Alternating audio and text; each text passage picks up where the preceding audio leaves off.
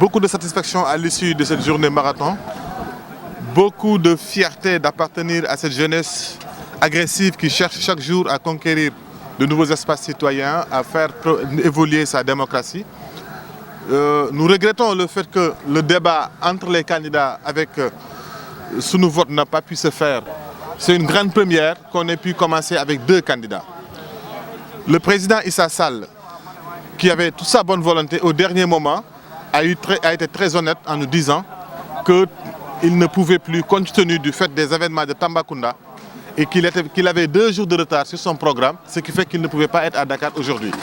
Il a proposé de le faire par vidéoconférence, il a même amené l'équipe technique pour ça, mais c'est nous qui avons décliné, estimant qu'il fallait mettre tous les candidats sur le même pied d'égalité. Ensuite, il y avait des soucis techniques. Le président Idriss Seck, avec sa coalition, avait confirmé avec une confirmation ferme. Jusqu'à ce matin, on avait la confirmation. Après, au dernier moment, on a pu apprendre qu'ils n'ont pas pu venir à cause d'aléas qu'ils expliquent. Ce qu'on dit, c'est que aussi, nous, on n'a que leur parole. Et quand on nous donne la parole, on retient la parole et on a fait la communication autour de ces paroles données.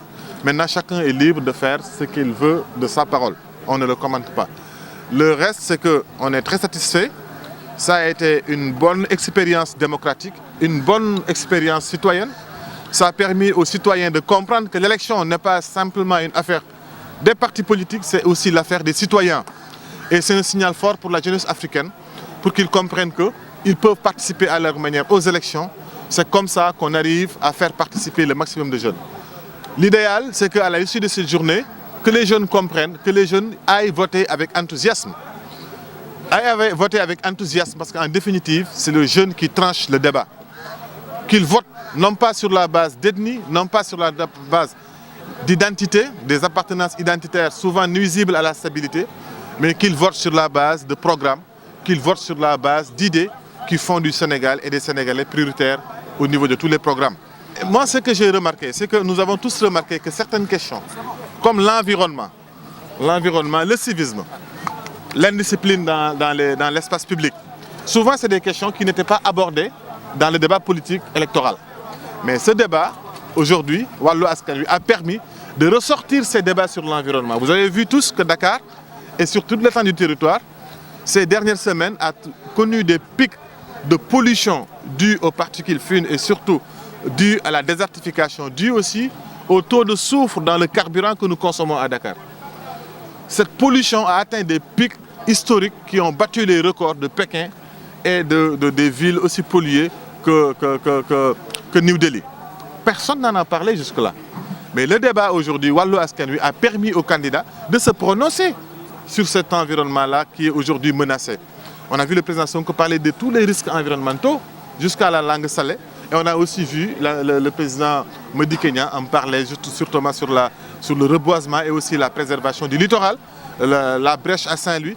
Toutes ces questions-là qui ne remontent pas souvent dans le débat électoral est aujourd'hui posée et ce sont des préoccupations majeures des Sénégalais. Vous avez vu aussi des questions comme l'agriculture sont beaucoup revenues à côté des questions de civisme et de citoyenneté, à la question de l'application stricte de la loi. Mais aussi des Sénégalais ont venu pleurer leur amertume. Vous avez vu cette jeune asso handicapée qui a pleuré pour dire que on ne veut pas quémander, mais on veut juste être pris en charge par notre État. La question de la justice sociale aussi a été évoquée. Donc nous, dans l'ensemble, malgré les conditions très difficiles d'organisation, malgré le fait que le programme des candidats était très serré, nous avons pu ressortir des préoccupations qui semblent être problématiques chez les Sénégalais. Et c'était ça notre objectif. Et pour nous, nous sommes satisfaits à 100%. Vous savez, Y'en a marre, tout ce qu'il fait prône l'exemple et essaie l'exemplarité, essaie de faire des trucs symboliques pour ouvrir de nouvelles zones de possibilités. Y'en a marre essaie d'ouvrir des possibles. Et cette ouverture, c'est une ouverture du possible. Et j'espère que dans les prochaines élections, nous aurons des débats beaucoup plus fructueux, nous aurons des débats beaucoup plus inclusifs, nous aurons des débats beaucoup plus participatifs parce qu'en définitive, c'est comme ça que Y'en a marre participe à la consolidation de notre démocratie.